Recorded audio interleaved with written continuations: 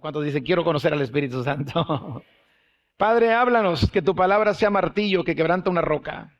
Que tu palabra sea la espada de dos filos que penetra el alma. Que tu palabra nos renueve la mente. Y que tu palabra sea la lámpara a nuestros pies y la lumbrera a nuestro camino. Háblanos, Espíritu Santo, que estamos dispuestos para oír. Con un corazón dispuesto para hacer, Señor. Queremos agradarte en el nombre de Jesús. Amén.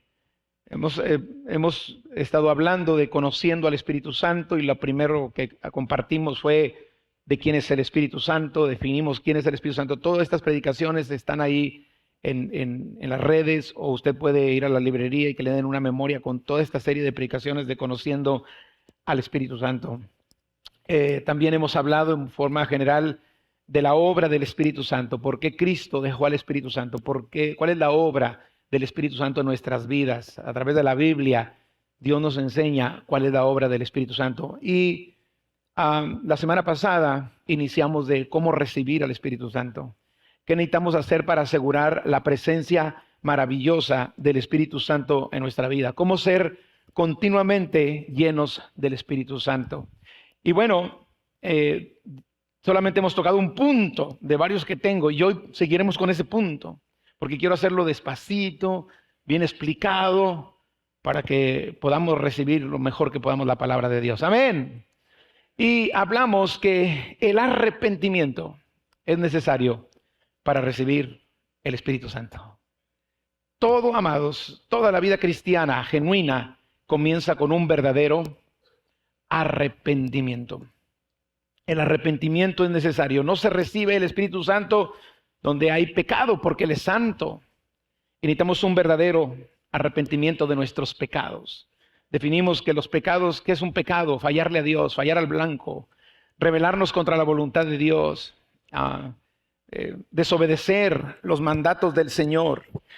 Hay muchas promesas en la Biblia que a veces nosotros las declaramos por las personas, o las declaramos a las personas porque nuestra buena intención de que las personas sean bendecidas y conozcan a Dios, de pronto les ofrecemos algo que ni siquiera Dios ofrece. Dios nunca dice que va a bendecir al pecador, pero nosotros sí le decimos al pecador que Dios lo va a bendecir. ¿Y por qué? Porque queremos de alguna manera no presentarles un Dios difícil. Pero nosotros no podemos nosotros decir lo que no es. Ahora, yo no estoy hablando con esto creando una especie de cultura de contienda. No es mi plan. Pero tenemos que tener mucho cuidado, porque a veces la gente simplemente no se arrepiente porque les ofrecemos un Dios que les pasa todo o que nos pasa todo, y Dios no pasa todo. Dios es un Dios de honra, de respeto y de reverencia. Y de pronto, en nuestra buena intención por comunicarles a la gente de Dios, en nuestra buena intención porque la gente conozca a Dios y tenga un buen concepto de Dios, pues de pronto le decimos, Dios te va a bendecir. Pero ¿cómo Dios va a bendecir a uno que roba? ¿Cómo Dios va a bendecir a uno que maltrata a su esposa o a sus hijos, a su familia? ¿Cómo? ¿Cómo Dios va a cumplir sus promesas en aquellos que no quieren o no tienen que ver nada con Él? Podemos decirlo para presentar un Dios buena onda. Pero la realidad es que Dios tiene compromiso con los que de corazón tienen temor delante de Él. Eso usted lo tiene que saber, porque quizá esa sea la causa por la que a veces las bendiciones se nos detienen. No se pueden recibir todas las promesas y bendiciones de Dios si no hay arrepentimiento. No hay nada sin arrepentimiento. No podemos incluso prometer bendiciones de Dios a una persona si no se arrepiente de sus pecados. Porque la bendición de Dios es para aquellos que le temen. Aleluya. Yo le podré prometer cosas, pero no se van a cumplir. Y Dios ha establecido en su palabra cuál es el medio. Dijimos que el arrepentimiento viene de la palabra metanoeo, que significa pensar diferente, un cambio de mentalidad, actuar diferente. Me doy cuenta que estaba mal y comienzo a hacer el bien. El reconocimiento de haber obrado en desacuerdo a la voluntad de Dios. El arrepentimiento significa un cambio total, o en griego significa dar vuelta. Es un cambio de vida, cambio de dirección. Dijimos que el arrepentimiento fue el mensaje de Dios y de los discípulos en los primeros tiempos de la iglesia primitiva. Lo primero que salió de la boca de Jesús fue: el tiempo se ha cumplido y el reino de Dios se ha acercado, arrepiéntanse y crean en el Evangelio. Y el mensaje de Pablo, de Pedro, lo primero que salía de su boca: necesitan arrepentimiento. Amados, la gente, todos nosotros debemos saber y aceptar que necesitamos arrepentirnos de nuestros pecados. Sin arrepentimiento no hay perdón, y si no hay perdón tampoco hay salvación. Si no hay salvación, ¿cómo se van a cumplir las promesas del Señor? Nuestro Dios bueno, en su bondad, porque Él es bueno, nos guía al arrepentimiento. Dice la Biblia que su bondad nos guía al arrepentimiento. Dios manda, el arrepentimiento es un mandato. Dios manda a los hombres y a las mujeres en todo lugar a que se arrepientan. El arrepentimiento no solo es un cargo de conciencia, es un cambio de vida. Amén. Todo eso lo prediqué la semana pasada. Pero tocamos dos señales de un verdadero arrepentimiento. ¿Cuántos se acuerdan cuál era la primera señal de un verdadero arrepentimiento? Reconocimiento del pecado. Yo no puedo arrepentirme de algo que no reconozco que está mal. ¿Quién define lo bueno y lo malo? Pues hoy la gente quiere definir lo que es bueno y lo que es malo, pero ya está definido. Dios nuestro Padre que nos hizo lo definió.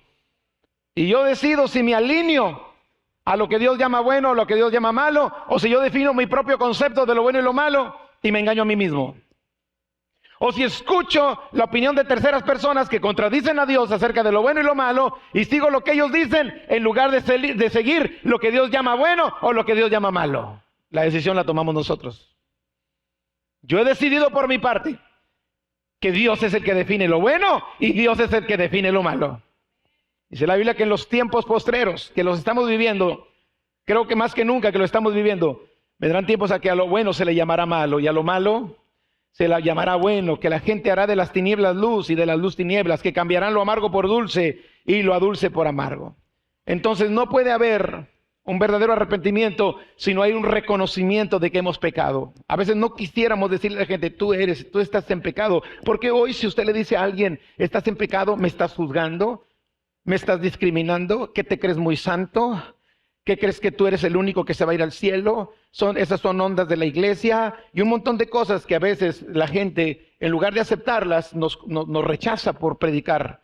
Pero, amado, ¿cómo me doy a dar cuenta que soy pecador si alguien no me lo dice? ¿Están conmigo? Y no hay que, claro, tenemos que tener mucho cuidado y una prudencia, decirlo con amor. La Biblia dice que hay que hablar la verdad con amor. Pero si la gente no reconoce que hay pecado, ¿de qué se arrepiente? Si yo no reconozco que soy pecador, ¿de qué me arrepiento? Si yo soy tan bueno y lo merezco todo, pues entonces, ¿de qué sirve la gracia de Dios? Si yo soy tan bueno, entonces ¿para qué quiero la misericordia de Dios y la gracia? La Biblia dice que no hay justo ni uno solo. Todos pecamos y estamos destituidos de la gloria de Dios. La segunda señal de un verdadero arrepentimiento es el dolor o la vergüenza, o el dolor que causa la vergüenza por haber fallado o por haber pecado contra Dios, por haber pecado contra mi familia, por haber pecado contra otros, por haber pecado contra mí mismo. Por el pecado cometido, normalmente el dolor viene acompañando al arrepentimiento. El dolor. Ahora es un dolor que no va a permanecer ahí, porque la Biblia dice que una vez que nos arrepentimos de todo corazón, la sangre de Cristo nos limpia de todo pecado. Y dice la Biblia que Dios nunca se acordará de nuestros pecados y nuestras rebeliones. No vas a vivir en culpa toda tu vida.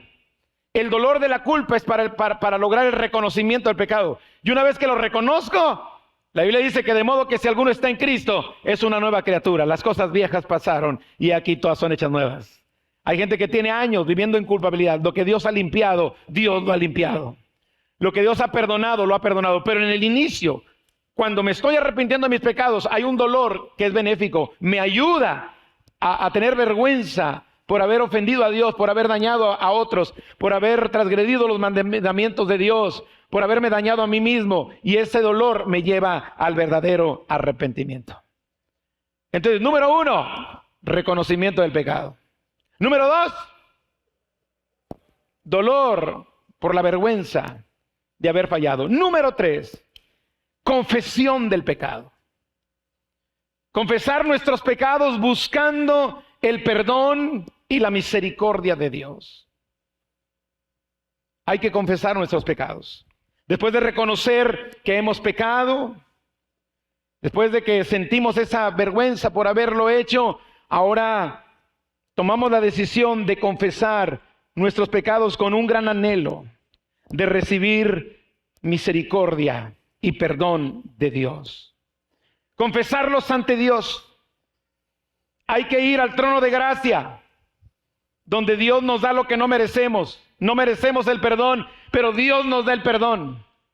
Ir al trono de gracia, donde hay misericordia para todos los que hemos pecado. Acudir a la gracia de Dios.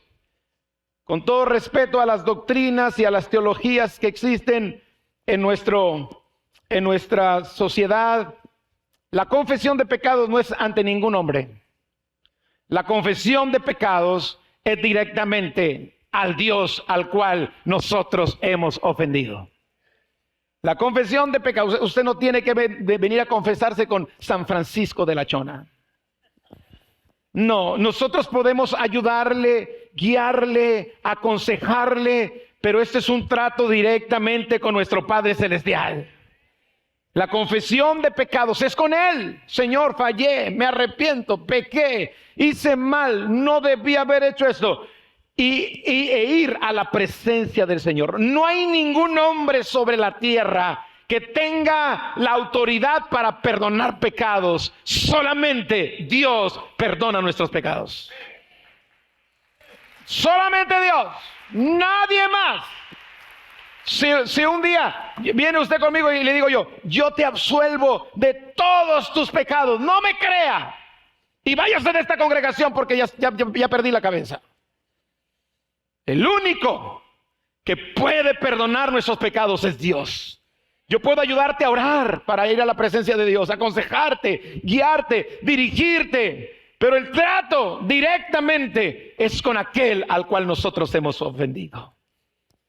El Salmo 32, versículo 1 al 5, es el salmista David. Compartimos algo la semana pasada cuando él pecó contra Dios.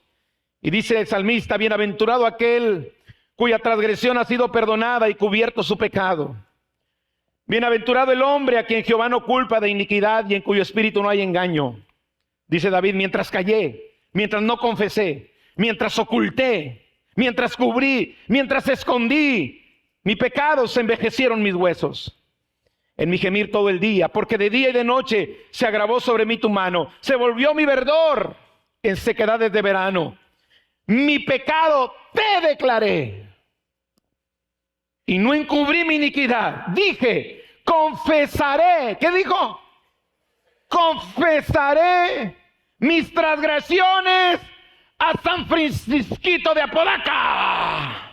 No, confesaré mis transgresiones a Jehová y tú perdonaste la maldad de mi pecado.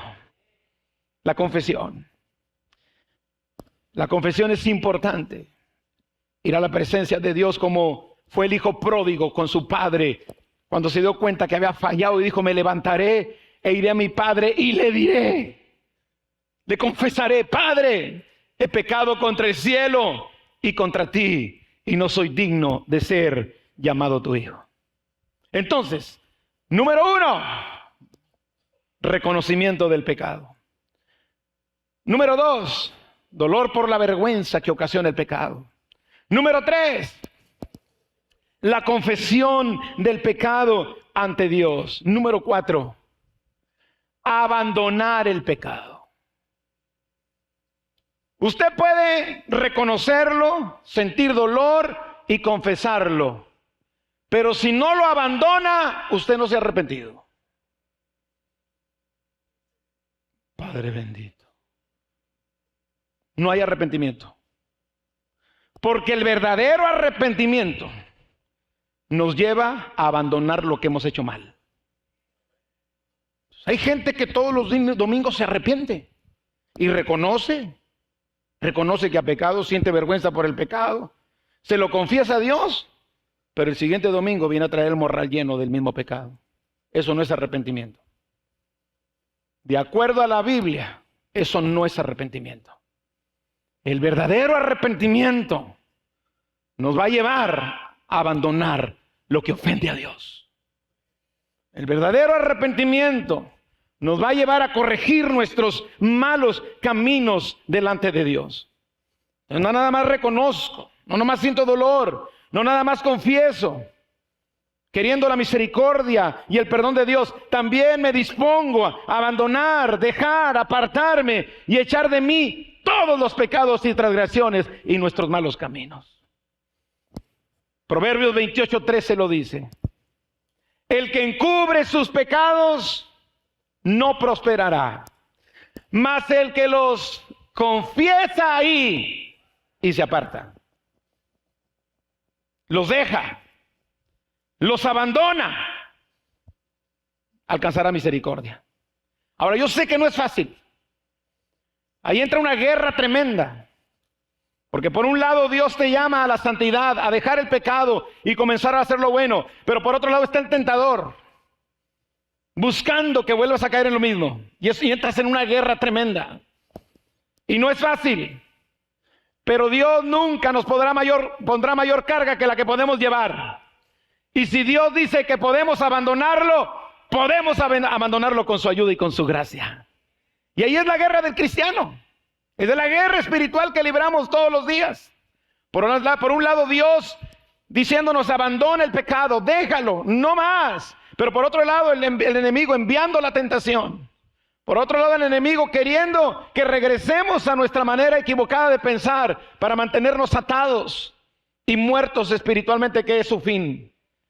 Por eso, amados, el que encubre sus pecados no va a prosperar, pero si los confesamos y los dejamos, alcanzaremos la misericordia del Señor. Isaías 1:16. Lavaos y limpiaos, quitad la iniquidad de vuestras obras delante de mis ojos. Dejad de hacer lo malo y aprended a hacer el bien. No se trata solamente de reconocer, sentir dolor, confesar. Se trata de dejar de hacer lo malo y comenzar a hacer lo bueno. Isaías 55, versículo 7. Deje el impío su camino y el hombre inicuo sus pensamientos. ¿Qué dice? Deje, abandone, no más. Deje el impío su camino y el hombre inicuo sus pensamientos y vuélvase a Dios, a Jehová, el cual tendrá de él misericordia, y al Dios nuestro, el cual será amplio en perdonar. Todos recordamos la historia de Juan 8. Juan 8 narra la historia de aquella mujer que fue llevada ante Jesús porque la habían pescado en el pleno acto del adulterio. Y la ley de Moisés decía que esa mujer debía morir. Una ley de Dios. Ahora Jesús, que viene a buscar y a salvar lo que estaba perdido, que viene con un mensaje de misericordia, de amor, se encuentra entre la espada y la pared. Porque era el propósito de los religiosos de su tiempo, tentarlo para ver si lo pescaban en una falta. Si Jesús condenaba a la mujer de acuerdo a la ley, pues entonces ¿dónde está el amor y la misericordia de Cristo y la gracia salvadora? Él mismo la mandó ejecutar. Ahora, si Jesús aplicaba la ley, mataba a la persona. Y Él no vino a eso. Entonces, por un lado, ellos sabían que Jesús estaba en una tremenda encrucijada. Si ejecutaba la ley, entonces ya no había gracia. Y si había gracia, no cumplía la ley, que era una de las cosas que lo acusaban mucho, y diciendo que él no cumplía la ley y los profetas. Y Jesús dijo, yo no vine a abrogar la ley, yo vine a cumplirla. Estaba en una encrucijada, pero todos conocemos la historia. El Señor Jesús dice la Biblia que empezó a escribir en tierra, ¿recuerdan? Y después de escribir en tierra dijo unas palabras. Dicho sea de paso, ¿qué escribiría en tierra Jesús? No lo sabemos, es algo que hay que preguntarle cuando lleguemos al cielo. Dile que tú lo asegúrate de llegar para que no te quedes con la duda en el infierno. Aleluya. ¿Y qué diría? Y yo saco mis conclusiones, pero esa es una onda mía. Yo creo que Jesús puso, ¿y dónde está el hombre? Porque le llevaron a la mujer, pero para que haya adulterio, ponete el peladito también, ¿no? ¿Sí me estoy explicando? ¿Dónde está el hombre? Bueno, no lo lleven en su mente que lo escribió Jesús, porque eso no dice la Biblia eso. Es mi onda. Pero entonces, de pronto, el Señor Jesús dijo esto. Yo debo cumplir la ley, pero también debo tener gracia. Y Él con su sabiduría dijo, muy bien, el que esté limpio de pecado, sea el primero en arrojar la piedra. Tire la primera piedra.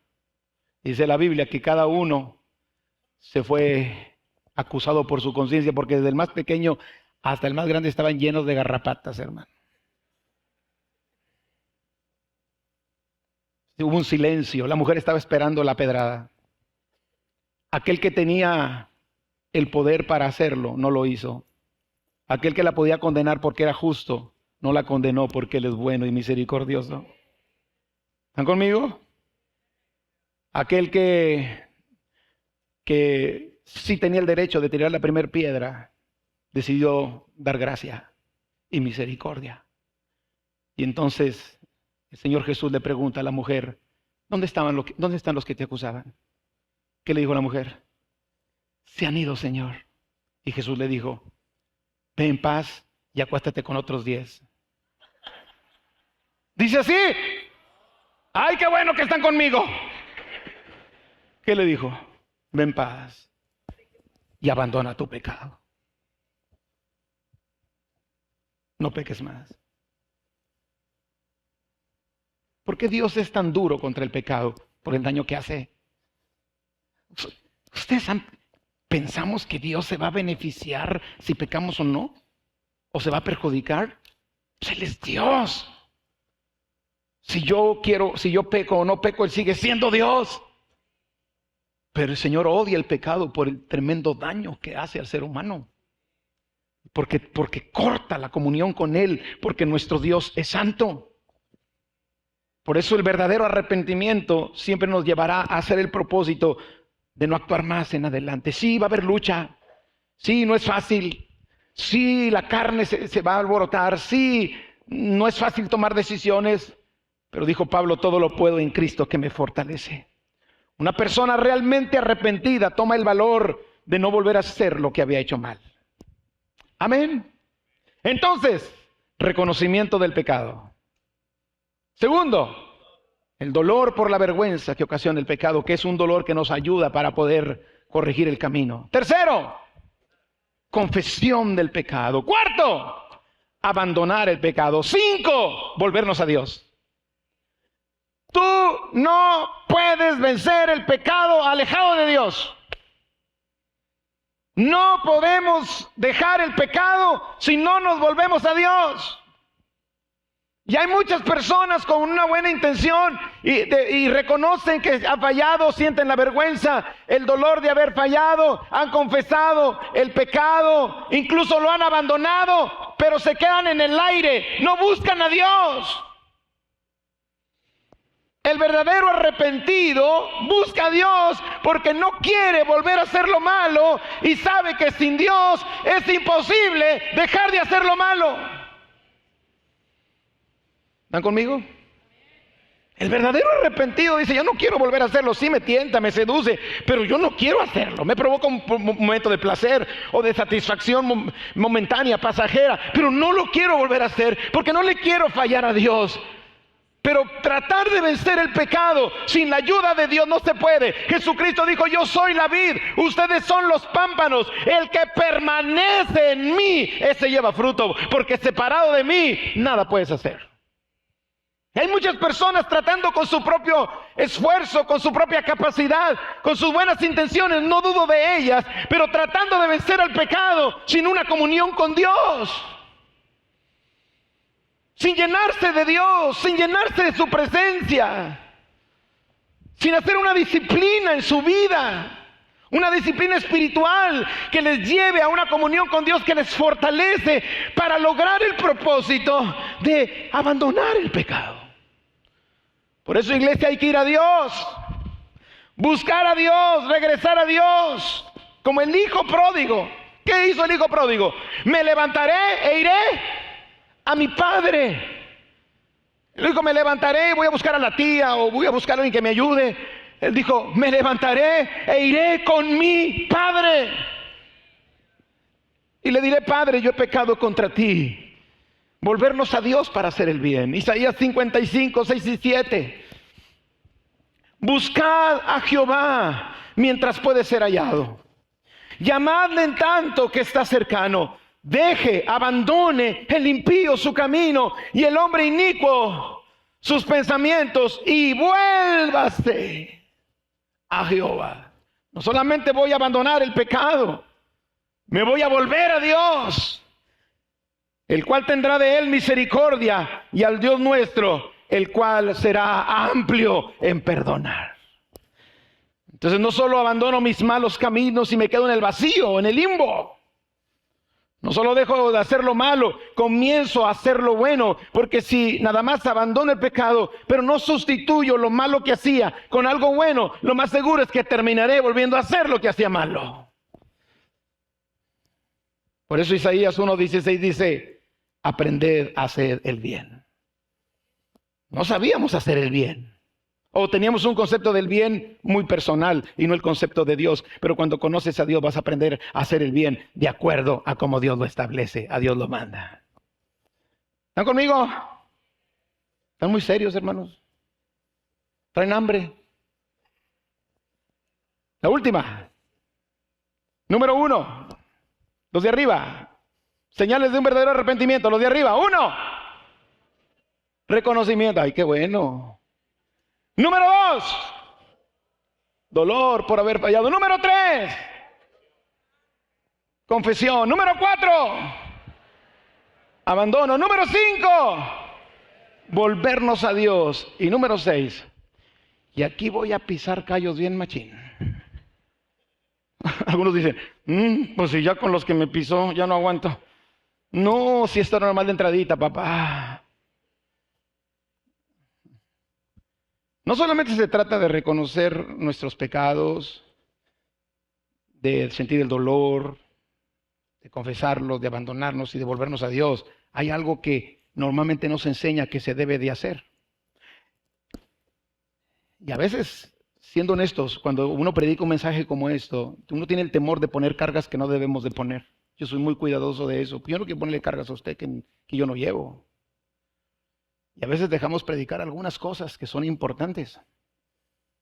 Yo he decidido que en esta casa siempre vamos a hablar lo que es. ¿Me explico?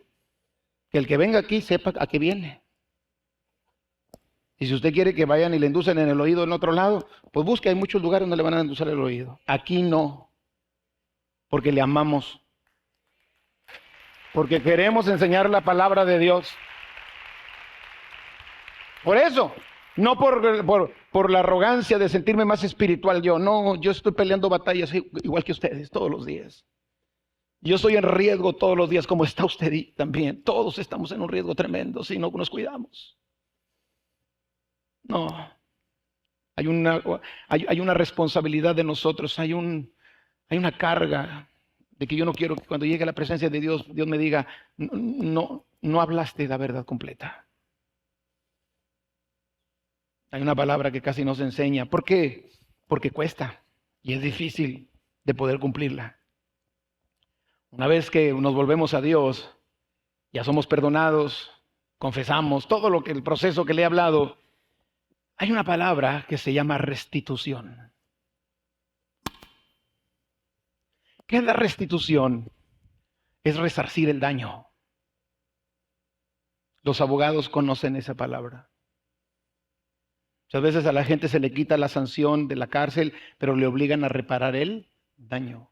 E incluso a gente que la dejan en la cárcel, dice, te vas a sacar en la cárcel porque hiciste algo malo, pero el daño lo tienes que reparar también y le ponen una serie de multas para que se repare el daño. Hay gente que critica mucho a los cristianos, a nosotros, porque de pronto dicen, no, pues mira, bien fácil. Van y pecan y hacen un montón de cosas y vienen a Dios y Dios los perdona y ya, ¡ay, ya estoy bien! Y a veces dice eso esta gente, aunque la verdad es la mera verdad. Porque ellos dicen, pues es fácil, después de que hiciste mucho mal, Pues ahora Dios te perdona y borrón y cuenta nueva. Pues qué fácil, cualquiera lo hace. Pero sabes, Dios no dice que es así. Dios dice que el daño que hicimos lo tenemos que restaurar. Aleluya. Dios dice que debemos restituir, resarcir el daño, lo que agraviamos. Y solamente uno que verdaderamente se arrepiente está dispuesto a eso. El verdadero arrepentimiento me lleva a restituir las cosas que puedo, porque hay cosas que a veces ya no se pueden, e incluso que no está en mí, depende de terceros. Pero todo lo que yo pueda y deba restituir, lo debo de restituir. Se la voy a poner de esta manera. Señora, si por una difamación que usted hizo manchó el nombre de una persona ante 50 personas, si usted se arrepiente, tendría que ir con las 50 personas y decirles, yo manché su nombre. Aleluya. No, pastor, pues no me arrepiento. Por eso no cualquiera se arrepiente. Si por una murmuración yo lastimé el corazón de personas y me doy cuenta lo que yo hice lastimó a esas personas, mi deber es ir a reparar el daño. Sí, porque todo el mundo quiere un arrepentimiento sin tener que enfrentar las consecuencias. ¿Dónde viene eso, pastor, en la Biblia? Aquí está en Isaías 1, 16 y 17. Lavaos y limpiaos. Quitad la iniquidad de vuestras obras de delante de mis ojos, dejad de hacer lo malo. Aprended a hacer el bien, buscad el juicio, restituid al agraviado. Levíticos 6, 4 y 5. Entonces, habiendo pecado y ofendido, restituirá aquello que robó, o el daño de la calumnia, o el depósito que se le encomendó, o lo perdido que halló, o todo aquello sobre que hubiere jurado falsamente, lo restituirá por entero a aquel a quien pertenece, y añadirá a ello la quinta parte en el día de la expiación. O sea, un 20% más. Ahí está en la Biblia. ¿Qué es lo que pasa? Normalmente cuando hemos pecado contra otros, hemos fallado contra otros, se pierde la confianza.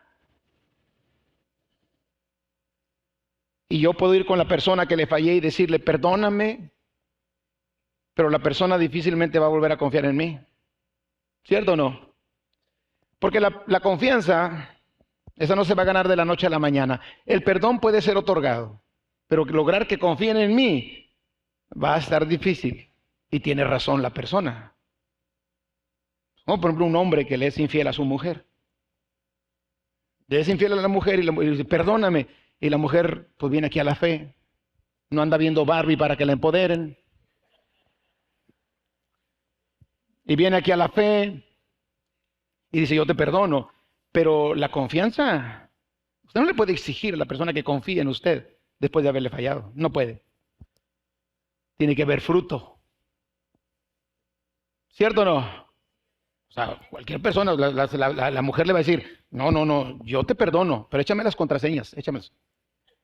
Ah, pues es que el perdón es incondicional. El verdadero arrepentido dice, aquí están las contraseñas. Aleluya. Yo te perdono, pero de hoy en adelante siempre voy a andar contigo en el carro. Ah, dame mi espacio, dame mi espacio. Usted no está arrepentido. Esa mujer necesita volver a confiar en usted. Y una de las claves para que una persona pueda volver a confiar en nosotros es cuando le resarcimos el daño que le hicimos. La persona puede creer y decir, realmente se ha cambiado. Por eso Dios dice, restituye al agraviado. Quizá tus hijos No te pueden ver después de que fallaste, como fallaste, porque quizá hiciste todo el proceso, te arrepentiste, confesaste, te volviste a Dios, pero no has restituido el daño a tus hijos. ¿Cómo pueden los hijos creer en un evangelio donde el daño solamente se queda así, que al cabo Dios lo perdona? Aleluya. ¿Cierto o no? Cuando yo voy como padre, digo, hijos, pequé, fallé, pero aquí estoy. Y el resto de mi vida lo dedicaré para poder ser de bendición para sus vidas. Y los voy a amar y los voy a bendecir. Y voy a cambiar mi actitud. Ahí en ese momento empiezas a ganar el corazón de tus hijos. ¿Por qué? Porque estás restituyendo. ¿Se acuerdan ustedes de un hermano que se llamaba Zaqueo? De Lucas 19. ¿Por qué se llamaba Zaqueo? Porque ese cuate se saqueaba a todos. Zaqueo era el cobrador de impuestos bajo las órdenes del Imperio Romano. El Imperio Romano, pero era parte del pueblo de Dios, del pueblo de Israel. Entonces era una traición ser un publicano, porque le cobraban al pueblo desmedidamente y ellos se quedaban con un porcentaje y eran odiados por el mismo pueblo judío. Un día Jesús va pasando por Jericó. ¿Cuántos se acuerdan de la canción esa de Zaqueo era un chaparrito así que vivía en Jericó? A ver, vamos a cantarla. Zaqueo era un chaparrito así que vivía en Jericó.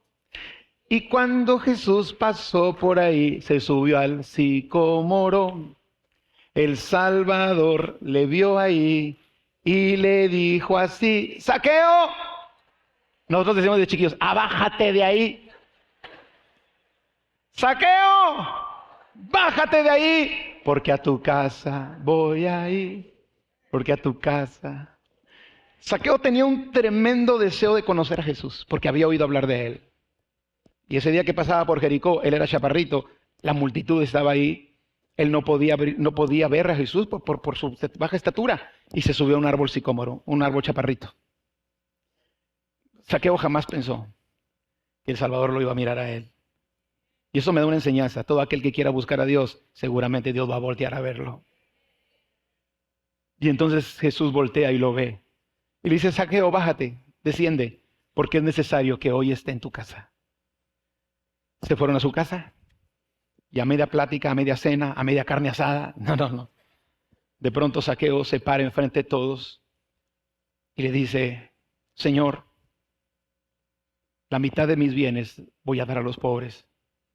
Y aquel que defraudé, se lo regresaré 4 veces. Eso es arrepentimiento. Jesús dijo, hoy ha llegado la salvación a esta casa. La salvación llega cuando hay verdadero arrepentimiento. Había una mujer que vivía en un pueblo. Empezó a ir a una iglesia y Dios le habló de restituir, de confesar el pecado, y ella se convirtió a Cristo. De pronto, en esa iglesia de ese pueblo, empezaron a llegar mujeres muy de alta sociedad, adineradas, pero la iglesia era de gente muy humilde. Empezaron a llegar las mujeres en sus buenos carros, pero era raro porque en ese pueblo y precisamente ahí en ese barrio había gente muy humilde. No podían considerar que gente de tan buena sociedad o de tan buen nivel llegara a esa iglesia. ¿Sí me explico? O sea, llegaron las de San Pedro a la iglesia. Así las que están allá en las casotas grandotas, ¿verdad? ¿Cierto? De repente vinieron a La Chona, de San Pedro a La Chona. Y empezaron a notar que llegaba una mujer y otra mujer y otra mujer. Y el pastor dijo, ¿qué están haciendo las de San Pedro aquí en La Chona City? Porque sí somos City, aleluya. ¿Qué están haciendo acá si son de allá? Y un día le preguntó a una de ellas y le dijo, oiga, pues he visto que están llegando cada vez más y más amigas suyas y mujeres de este tipo de nivel económico. Aquí somos una congregación muy humilde. Dice, ¿cómo llegaron aquí? Dijo, sabe, usted tiene una mujer aquí que fue empleada doméstica de todas nosotras. Y un día llegó a nuestra casa y nos dijo, sabes que yo me convertí a Cristo. Y una de las cosas que yo debo hacer es restituir lo que he agraviado. Y quiero decirte que yo te robé esta joya y esta joya y esta joya. Y yo no sé cuánto me vaya a tardar, pero yo quiero pagártela con mi trabajo como pueda. Pero quiero restituir lo que yo te dañé. Y así fue casa por casa donde había robado. Esas mujeres llegaron a Jesús porque un arrepentido restituyó el daño. Amén. Por eso Dios nos manda a nosotros que restituyamos lo agraviado. Entonces yo pequé, yo fallé, yo voy a restituir el daño hasta donde me sea posible. Yo sé que aquí hay N situaciones que habría que examinar cada una, hasta donde me sea posible, hasta donde terceros me lo permitan.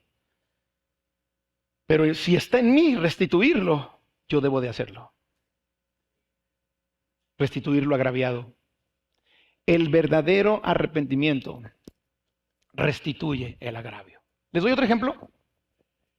¿Otro? Imagínense, es un caso hipotético. Imagínense una pareja, un matrimonio con hijos.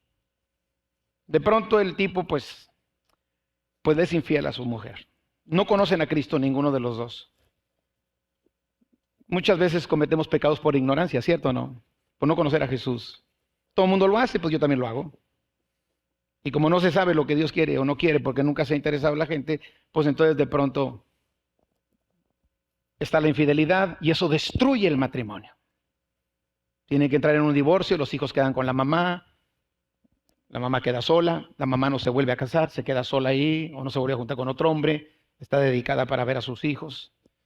Y de pronto después de 5 años, el hermano viene, el esposo, perdón, viene, todavía no es hermano, apenas lo estamos llevando.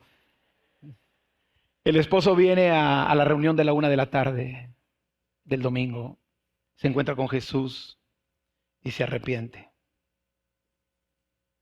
¿Verdad?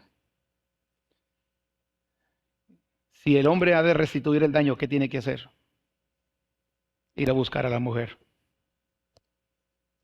y decirle, pequé, fallé, le fallé a mis hijos.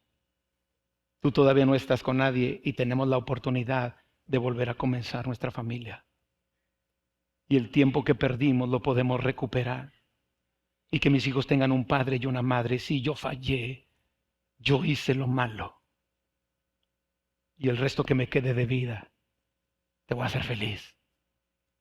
Eso es restituir. No, pero si el tipo dice, Señor, ya lo pasado, pasado. Y se encuentra por aquí una hermanita guapa, soltera o reconfortada en posibilidad de rehacer su vida. Dice, Padre bendito, ¿dónde me trajiste?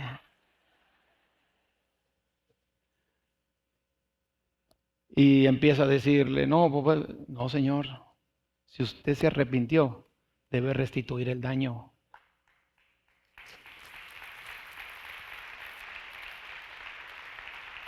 Debe sanar a esos hijos que abandonó durante 5 años. Debe ir con esa mujer y decirle, yo fallé. Y mi matrimonio se destruyó porque yo fallé. Pero aquí estoy. Ya no estoy solo. Dios está conmigo. Y Él puede ganar el corazón de esa mujer. Y puede ganar el corazón de sus hijos. Porque la restitución es poderosa.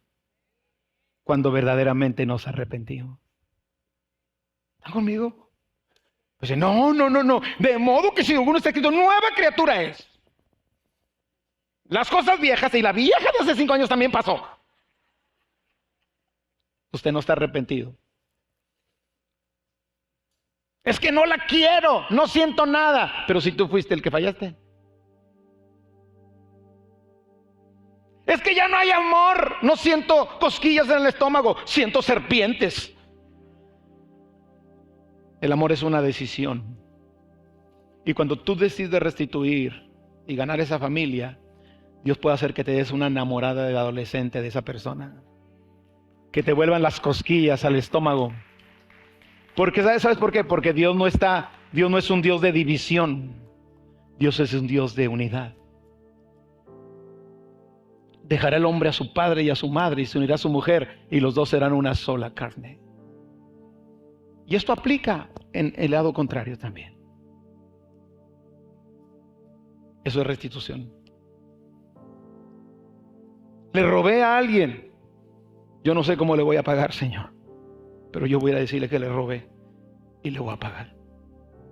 Eso es restitución.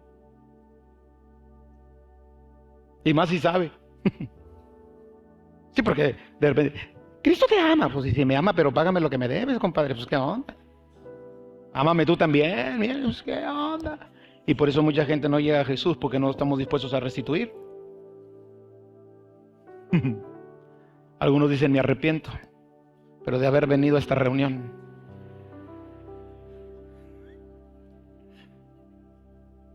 Esta palabra te va a perseguir. Vas a soñar con ella si no te arrepientes.